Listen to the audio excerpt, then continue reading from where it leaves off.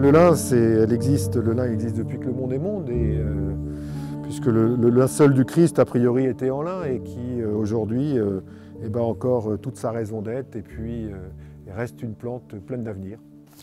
Cette caresse, elle est de bon augure, hein.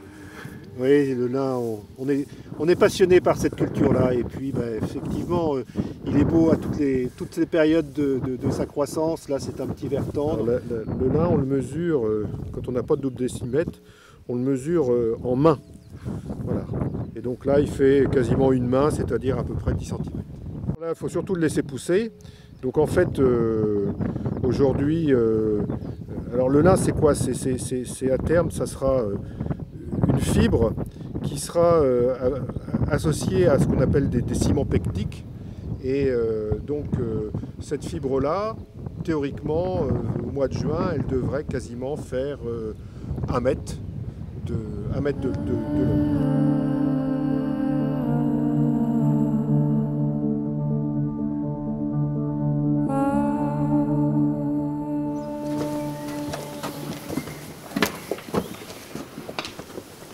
Il est stocké comme ça en boule ronde.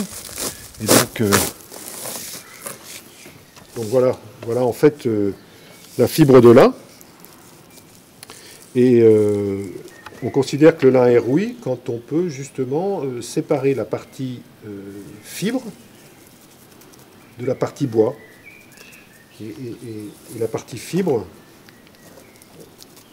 alors le teillage, c'est justement cette opération de transformation. Tu vois, en fait, on est en train de séparer en fait la fibre du bois. Ces parties-là, ce sont ce qu'on appelle des annas. Donc c'est de la matière pectique qui sert par exemple à faire de la litière.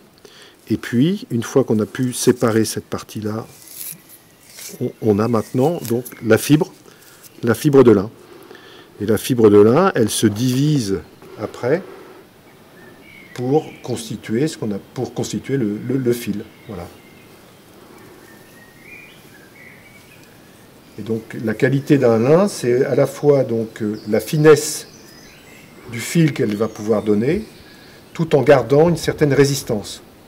Parce qu'il faut que, au niveau de la filature, en fait, le fil soit suffisamment résistant pour ne pas casser. Et donc un bon lin, c'est un lin qui a une fibre qui est relativement longue, fine, mais aussi résistante.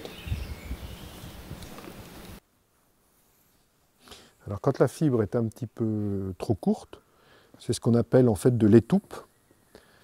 Donc l'étoupe, elle va pas partir en filature, mais par contre, elle peut être utilisée déjà, par exemple, dans tout ce qui concerne des matériaux recyclables, et notamment dans l'automobile ou dans d'autres secteurs comme celui-là, où maintenant, de plus en plus, on demande des voitures qui soient recyclables à 100%. Le fait d'utiliser une plante naturelle comme le lin pour, par exemple, faire tous les capitonnages de portes, notamment, est un atout aussi pour le constructeur automobile qui peut justifier de l'utilisation d'une fibre naturelle. On a des skis maintenant qui sont faits à partir de fibres de lin.